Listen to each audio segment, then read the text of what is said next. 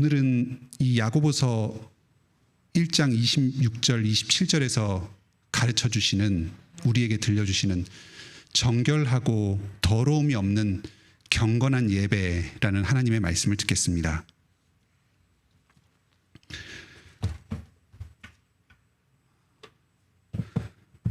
코로나19로 인해서 우리가 당하는 여러 어려움이 있습니다. 교회적으로 겪는 가장 큰 어려움은 함께 모여서 예배드리지 못한다는 것입니다. 매주 예배당에 와서 예배드리지 못하니까 우리의 믿음이 약해지고 삶도 흔들립니다. 영적인 힘이 약해지고 있습니다. 장기적으로 문제는 우리가 가지고 있는 그 예배에 대한 생각이 변화한다는 점입니다. 지금까지는 예배는 매 주일마다 예배당에 와서 함께 모여서 드리는 것이 당연하다고 생각했습니다. 그런데 온라인 예배가 보급되면서 여러 사람들이 집에서 드리는 예배에 점점 익숙해지고 있습니다. 오히려 인터넷으로 예배드리니까 더 편하다, 자연스럽다 생각하고 있습니다. 특히 어린이와 젊은 층에서 이런 생각이 많이 확산되고 있습니다. 각종 여론조사를 보면은 온라인으로 예배드리는 걸 선호한다. 앞으로 코로나19가 끝난 뒤에도 온라인으로 예배드려도 좋다고 생각한다. 이렇게 응답하는 사람들 비율이 코로나19 초기보다 지금 점점 높아지고 있습니다. 우리 교회에서는 이런 문제를 해결하고 예배를 바로 세우기 위해서 지난주부터 3부 예배로 드리고 있습니다. 모든 성도들이 2주에 한 번씩은 예배당으로 와서 함께 예배드릴 수 있습니다. 우리 같은 작은 교회가 누릴 수 있는 특권입니다. 그런데 예배당에 다 같이 모여서 예배드린다고 해서 그 자체로 자동적으로 예배를 제대로 드리게 되는 건 아닙니다. 그건 최소한의 조건입니다. 오늘 본문에서는 참된 예배가 어떠한 것인가 하는 것에 대해서 다룹니다. 코로나 시대, 우리가 어떻게 예배를 회복해야 할 것인가? 오늘 말씀을 통해서 하나님께서 기뻐하시고 받으시는 예배를 들으시기 바랍니다. 우리의 예배가 회복되길 바랍니다. 오늘 본문에서는 경건이라는 말이 3번 나옵니다. 신약 성경에서 경건이라고 할 때는 2가지 의미가 있습니다. 일반적으로 우리가 흔히 알고 쓰는 경건은 하나님을 공경하고 스스로 삼가는 이런 내면의 태도를 이야기합니다. 긍정적인 의미를 가지고 있습니다. 그런데 오늘 본문에서 나오는 이 경건은 조금 다릅니다. 종교적 계율을 잘 지키는 경건, 특히 예배의 형식을 잘 지키는 그런 경건을 의미합니다. 이때 경건은 형식만을 잘 지킨다는, 형식을 강조한다는 조금은 부정적인 의미를 가지고 있는 그런 말입니다. 종교 형식을 잘 지키는 게 좋은 게 될 수 있습니다. 형식이 내용을 잘 반영합니다. 예배 규칙을 잘 따르면서 예배드리면 우리가 하나님께 드리는 우리의 마음을 아주 단정하고 질서 있게 잘 표현할 수가 있습니다. 하지만 형식을 잘 지킨다고 해서 무조건 좋은 예배가 되는 건 아닙니다. 오늘 본문에서는 2가지 경건을 대비하고 있습니다.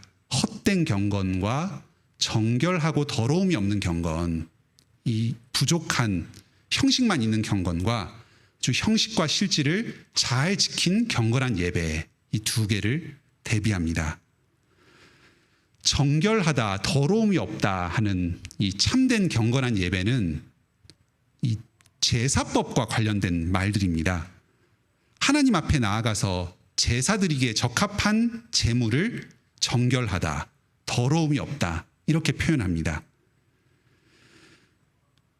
정결하고 더러움이 없는 경건이다 하는 이 말은 하나님께서 받으시는 제사, 하나님께서 받으실 만한 그 예배를 가리키는 말입니다. 그래서 오늘 이 경건이라는 말을 예배라는 말로 바꿔서 들으셔도 무방합니다. 정결하고 더러움이 없는 경건한 예배는 첫째, 하나님 아버지 앞에서 예배드리는 겁니다. 하나님께서 우리의 아버지 되신다 하는 사실을 인정하면서 드리는 예배입니다. 야고보서 1장 17절에서는 아버지께서 우리에게 온갖 좋은 은사와 온전한 선물을 아낌없이 주신다 합니다. 우리를 시험에 이기도록 모든 힘과 능력을 구비시켜 주시는 분입니다. 참된 경건은 하나님께서 우리의 아버지가 되셔서 우리에게 항상 좋은 것을 내려주시고 우리를 보살펴 주신다 하는 사실을 인정하면서 드리는 예배입니다. 모든 종교적 실천의 비밀이 바로 이 사실에 있습니다. 하나님께서 우리의 아버지 되신다 하는 것을 인정하고 나가는 겁니다. 이 코로나19의 고난 가운데서도 하나님께서는 지금 우리에게 좋은 것들을 주고 계십니다. 이 사실을 믿어야 합니다. 믿음의 눈으로 세상을 바라봐야 합니다. 현실에 맞춰서 우리의 믿음이 흔들리는 게 아니라 믿음의 눈을 가지고 이 믿음과 달라 보이는 이 현실을 해석해야 합니다. 우리가 큰 시험 앞에 놓여 있을 때에 하나님께서 우리에게 좋은 것을 주셔서 그 시험을 끝내 이기게 하십니다. 우리 관악교회 성도님들이 믿음의 눈으로 하나님께서 지금도 우리에게 주시는 좋은 것들을 바라보시기 바랍니다. 하나님을 좋으신 나의 아버지로 고백하면서 감사와 찬양이 넘치는 참된 예배를 드리시기 바랍니다. 지금까지 정결하고 더러움이 없는 예배는 하나님을 아버지로 인정하면서 감사하며 드리는 예배다 하는 말씀을 들었습니다. 두 번째, 자기 혀를 재갈 물립니다. 여기 어떤 사람이 있습니다. 이 사람은 겉으로 보기에는 아주 어엿한 종교인입니다. 예배도 잘 드리고 또 교회에 와서 여러 가지 봉사도 합니다. 세례교인이고 성찬에도 참여하는 회원입니다. 모든 종교 규칙을 잘 따르고 매일 기도 시간, 성경 읽는 시간도 잘 지킵니다. 스스로도 자기의 이 겉모습만 보고서는 나도 이 정도면 괜찮은 사람 아닌가, 괜찮은 신앙인 아닌가 이렇게 생각합니다. 그런데 이 사람이 자기 혀에 재갈 물리지 않습니다. 말에 재갈을 물려서 사람의 뜻대로 이리저리 끌고 가는 것처럼 우리의 이 혓바닥에도 재갈을 물려야 합니다. 그래서 통제를 해야 됩니다. 때에 따라서 가장 적절한 말을 해야 합니다. 그런데 이 사람이 그걸 못한다는 겁니다. 말실수가 잦고 다른 사람에게 상처 주는 말들을 쉽게 합니다. 그러면 이 사람이 평소에 지켰던 이 예배, 종교적인 계율들 다 헛것이라는 겁니다. 무가치하다는 겁니다. 하나님께서 받지 않으신다는 겁니다. 네가 아무리 예배 시간 안 늦고 예배 안 빠지고 설교 열심히 듣고 찬송 큰 소리로 부르고 성찬에 참여하고 눈물 흘리면서 1시간씩 2시간씩 기도를 해도 그 너의 예배와 실천들 하나님께서 기뻐 받으지 않으신다. 헛것이라고 합니다. 예수님도 이 점을 가르치셨습니다. 마태복음 15장을 보면 바리새인들과 서기관들이 예수님과 언쟁하는 내용이 나옵니다. 이 사람들은 음식 먹을 때 손을 꼭 씻고 먹어야 한다 하는 계율을 만들어서 잘 지켰습니다. 겉으로 보았을 때는 마치 제사장이 평소에 제사 드리는 것처럼 항상 자기의 몸을 정결하게 하면서 부정한 것을 접촉하지 않고 그것에 자기 몸을 더럽히지 않으려고 살아가는 것 같습니다. 일상생활을 제사장과 같은 마음으로 경건하게 살아가는 모범 신앙인처럼 보입니다. 하지만 사실 이 사람들이 이 계율을 들이대면서 지금 예수님과 제자들에게 하려고 했던 것은 예수님이 꼬투리를 잡아서 죽음에 몰아내려고 했던 겁니다. 예수님을 죽게 하려고 계율을 내세웠던 겁니다. 말은 겉으로는 좋아 보입니다. 하나님의 계명을 잘 지켜라. 음식 먹을 때 손 씻어라. 하지만 이 말의 속뜻은 예수님이 계율을 지키지 않았으니까 죽여버리겠다. 이것입니다. 형식적인 계율을 들이대면서 이것으로 살인의 목적을 이루려고 합니다. 예수님께서는 입으로 들어가는 것, 즉 음식 규례를 지키는 것으로 사람이 깨끗해진다고 하지 않으십니다. 오히려 입에서 나오는 것, 그 사람이 입 밖으로 꺼내는 말에서 깨끗함과 더러움이 결정된다 하십니다. 오늘 야고보서 말씀하고 똑같은 말씀을 예수님께서 가르치셨습니다. 참된 경건은 혀를 제갈 물리고 말 조심하는 데서 나옵니다. 그런데 이게 말처럼 단순하지가 않습니다. 야고보서에서는 종교적인 규칙으로 자기 마음을 속인다, 내 마음을 속인다 이렇게 말합니다. 바리새인처럼 자기는 종교적 계율을 지킨다고 철석같이 믿고서 이게 옳은 일이라고 생각하면서 살인의 말, 악독한 말, 험한 말을 내뱉는 겁니다. 스스로는 근데 이것이 하나님의 뜻을 이루는 일이라고 생각을 하는 겁니다. 야고보서 1장 20절을 보면 하나님의 의를 이루려고 화내는 사람 이야기가 나옵니다. 화를 내야지 그걸 통해서 사람들의 잘못이 교정이 되고 하나님의 의가 이루어질 것이다. 이렇게 믿고 아주 의분을 내면서 화를 막 내고 있는 겁니다. 화를 내서 하나님의 의가 이루어지는 법은 없습니다. 그처럼 하나님을 혀를 제갈 물리지 않고 자기 마음속에서 나오는 대로 말을 하면서 경건이 이루어지는 법도 없습니다. 어떤 때 어떤 말을 해야 하는가, 어떤 말이 가장 지금 상황에서 적절한 말인가 참 알기가 어렵습니다. 주님께 할 말을 가르쳐 달라고 기도해야 하겠습니다. 말이 생각나지 않을 때는 속으로라도 짧게라도 하나님께 지혜를 달라고 기도해야 하겠습니다. 그리고 평소에 하나님의 말씀을 잘 들으면서 하나님께서 기뻐하시는 말, 그 표현 방식 이런 것들을 알아가야 하겠습니다. 잘 모르겠을 때는 이 말씀으로 돌아갑시다. 야고보서 1장 19절에서 이렇게 말합니다. 듣기는 속히 하고 말하기는 더디하며 성내기도 더디하라. 무슨 말을 해야 될지, 말을 해야 될지 말아야 될지 이런 거 잘 모를 때는 그냥 말을 안 하고 넘어가는 겁니다. 화도 안 내고 넘어가는 겁니다. 그리고 그냥 상대방의 말을 듣는 것입니다. 요즘은 말이 넘치는 사회입니다. 참 커뮤니케이션을 강조하면서 카카오톡, 페이스북, 트위터, 인스타그램 이런 것들을 활발하게 하면서 많은 말이나 이미지들을 가지고 자신을 표현합니다. 오늘 다시 한번 결심하시기 바랍니다. 혀에 제갈 물리시기 바랍니다. 듣기는 속히 하고 말하기는 더디하시기 바랍니다.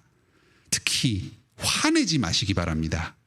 그래서 우리가 드리는 예배가 헛된 예배가 되지 않고 하나님께서 받으실 만한 참된 예배가 되길 바랍니다. 정결하고 더러움이 없는 경건한 예배는 첫째, 하나님을 아버지로 여기고 감사합니다. 둘째, 자기 혀에 제갈 물립니다. 지금부터는 경건한 예배의 세 번째, 고아와 과부를 환난 중에 돌아본다는 말씀을 듣겠습니다. 여기 교회에 고아와 과부가 있습니다. 이 사람들은 지금 환난 가운데 있습니다. 신약에서 이 환난이라는 말은 하나님의 백성이 예수님 다시 오실 때까지 이 세상에서 당하는 고난입니다. 환난이라는 이 말 자체가 이 사람들이 지금 믿음의 삶을 살고 있다 하는 것을 보여줍니다. 고아와 과부는 당시 사회에서 큰 약자들이었습니다. 이 힘든 상황 가운데 이 약한 사람들이 하나님에 대한 믿음, 예수 그리스도에 대한 믿음을 신실하게 지키기 위해서 고난받고 있습니다. 이들을 돌봐야 합니다. 하나님께서는 우리의 아버지시면서 특히 고아와 과부의 아버지 되십니다. 먼저 은혜 받은 우리를 사용하셔서 이 교회를 통해서 우리 각 성도들의 손길을 통해서 이 고아와 과부들을 돌보십니다. 아버지께 은혜를 받았으니까 고아와 과부, 교회 안에 있는 가장 약한 사람들을 돌봅시다. 여기 돌보다는 이 말은 주로 하나님께서 자기 백성들을 돌아보실 때 쓰는 말들입니다. 구약에서 하나님께서 사라를 돌아보셨습니다. 나오미를 돌아보셔서 룻을 통해서 대를 잇게 하셨습니다. 그리고 이제 예수님을 보내셔서 백성들을 돌아보시고 죄로부터 구원하여 주십니다. 직분자들이 하나님을 대신해서 성도들을 신방한다 할 때 그때 이 돌본다, 돌아본다 하는 말을 씁니다. 신방한다는 말이 이 돌아본다는 이 말입니다. 성경에서 장로를 감독이라고도 하는데요. 이 감독이 바로 돌보는 사람, 돌아보는 사람, 신방하는 사람 이런 뜻입니다. 하나님께서 우리를 먼저 돌아보셨습니다. 그러니까 우리도 약한 사람들을 돌아봅니다. 하나님을 본받아서 하는 일입니다. 신방은 장로들에게만 맡겨진 일이 아닙니다. 모든 성도들이 다 같이 서로를 돌아보며 특히 고아와 과부를 돌아보며 함께 돌봅니다. 하나님께서 우리를 돌보실 때에는 우리가 부르짖을 때 그 기도를 들으시고 오시기만 한 것이 아닙니다. 우리가 비탄에 빠져서 너무나 힘이 없어서 하나님께 부르짖을 힘조차 없을 때에 쓰러져 주저앉아 있을 때에 하나님께서 먼저 우리를 돌아보시고 우리가 구하기 전에 먼저 찾아오셨습니다.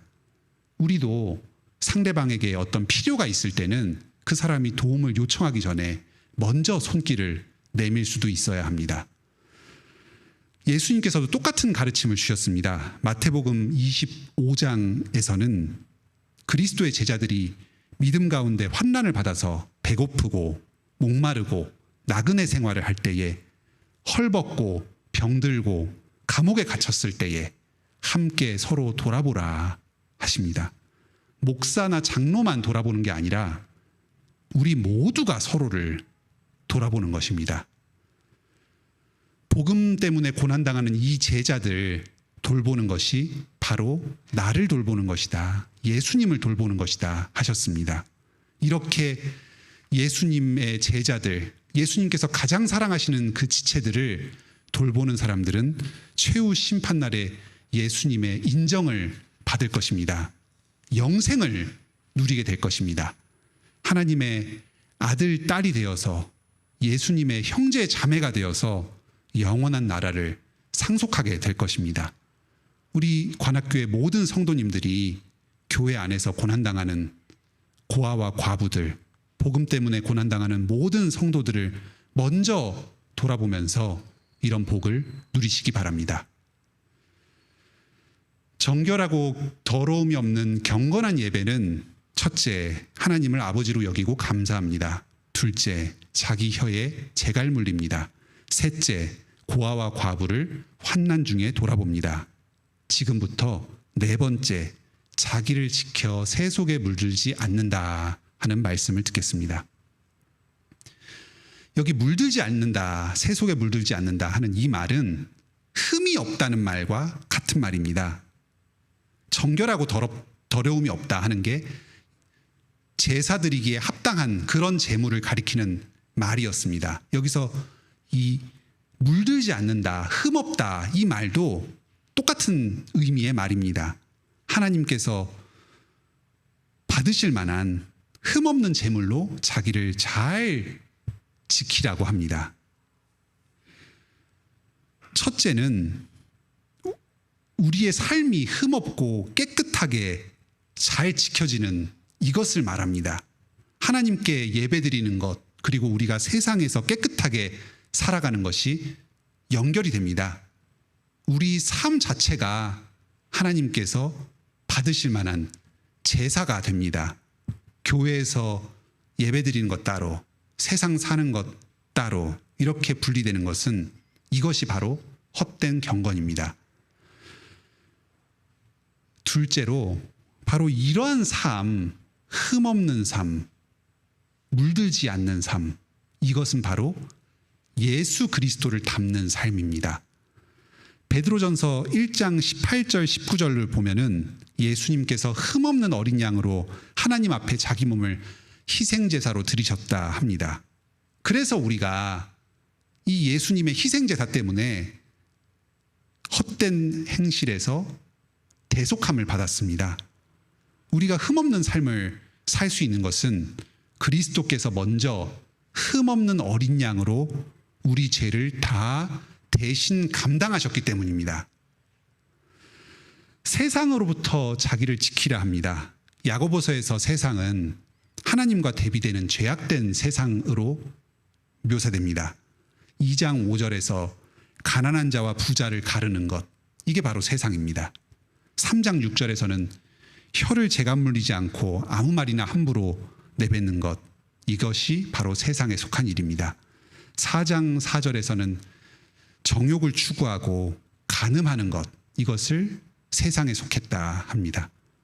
우리가 지금 주변에서 겪는 이 부자와 가난한 사람을 가르고 폭력적인 말, 살인하는 말을 하고 간음하고 헛된 욕망을 따라서 사는 것, 이런 모습이 2000년 전에 야고보서의 이 교회에도 그대로 있었습니다.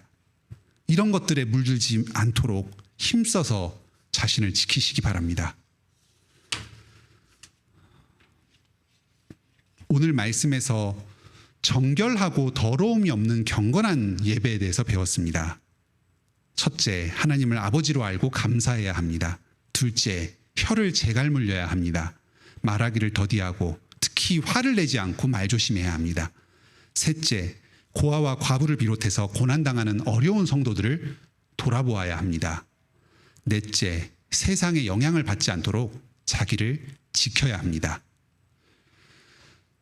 오늘 말씀은 모든 성도에게 주신 말씀이면서 특히 직분자에게 주시는 말씀입니다. 돌아보라 하는 말이 본래 장로에게 쓰이는 말입니다. 이런 관점에서 보면은 우리가 지금 살펴보았던 이 말씀들은 직분자들이 이런 잘못을 참 범하기가 쉽다는 겁니다. 헛된 예배를 드리기가 쉽다는 말입니다. 교회의 목사와 장로뿐만 아니라 부모님 또한 하나님의 돌아보심을 자녀들에게 행하는 자들입니다. 부모들이 자녀들을 가르칠 때에 자기도 행하지 못하는 것들을 말로만 앞세우기가 얼마나 쉽습니까? 또 쉽게 화를 내는 경우가 얼마나 많습니까? 하나님의 의를 이루겠다고 아이들의 잘못을 쉽게 지적하고 상처 주는 일이 얼마나 많습니까? 야고보서는 우리에게 가르쳐 줍니다.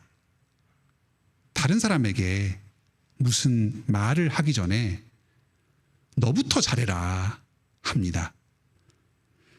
혀에 재갈 물린 목사와 장로가 있는 교회에 교인들은 얼마나 행복할까요? 그런 부모를 모시는 자녀는 얼마나 행복하겠습니까? 여러분이 먼저 그런 부모, 그런 성도가 되시길 바랍니다. 또 여러분의 부모와 또 우리 주변에 있는 성도들과 또 우리 교회의 직분자가 그런 사람이 되도록 함께 기도해 주시길 바랍니다. 오늘 이 말씀은 그리스도께서 핏값을 주고 사셔서 우리에게 선물해 주신 가르침입니다. 이것 해라, 저것 해라, 율법처럼 들리기도 합니다. 율법은 율법이지만 우리를 자유케 하고 온전하게 하는 율법입니다. 주님께서 흠없는 어린 양으로 이런 깨끗하고 더러움이 없는 경건한 예배자의 삶을 먼저 사셨습니다. 그리고 우리도 함께 주님께서 먼저 가신 그 길로 뒤따라서 같이 가자 하고 초대하고 계신 것입니다. 빛 대신 하나님의 아들, 딸로 예수님의 형제로 되라고 하십니다. 우리 함께 예수님을 따라서 그 길을 갑시다. 그리스도의 보혈 공로를 힘입어서 정결하고 더러움이 없는 경건한 예배를 드리는 우리 관악교회 성도 여러분 다 되시길 바랍니다.